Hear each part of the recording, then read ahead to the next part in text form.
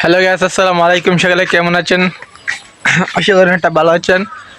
আমি অনেকটা ভালো আছি।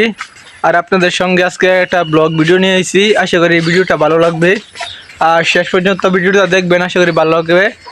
আর আমি বাড়ি থেকে ভিডিও করতে করতে আসে হচ্ছি নদীর কিনারায়। আর নদীর কিনারে যাইতে আমার বেশিক্ষণ সময় লাগবে না।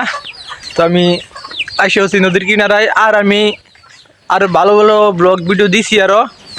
তো সময় লেগে ব্লগ ভিডিও করতে পারি নাই, তাই জন্য একটু সময় পাইছি, বাসায় বেরিয়েছি, তাই জন্য আজকে আইছি আজকে ব্লগ ভিডিও বানাইতে। আশা করি ভালো লাগবে।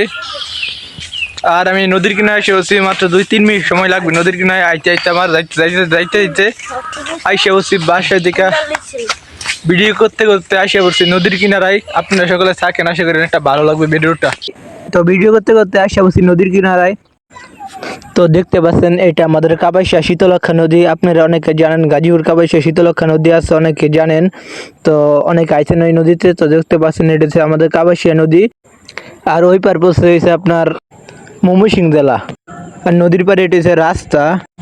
আর নদীর ওই পারটা পড়েছে হয়েছে আপনার, আবার নদীর কিনারে হয়েছে এটা রাস্তা, রোড, গাড়ি ঘোড়া চলে, অনেক কিছু চলে এখান দা।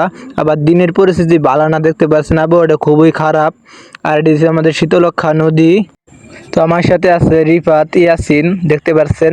তো রিফাত ওইখানে খাড়ে রয়েছে, আর আমার সাথে ইয়াসিন আছে, দেখতে পাচ্ছেন।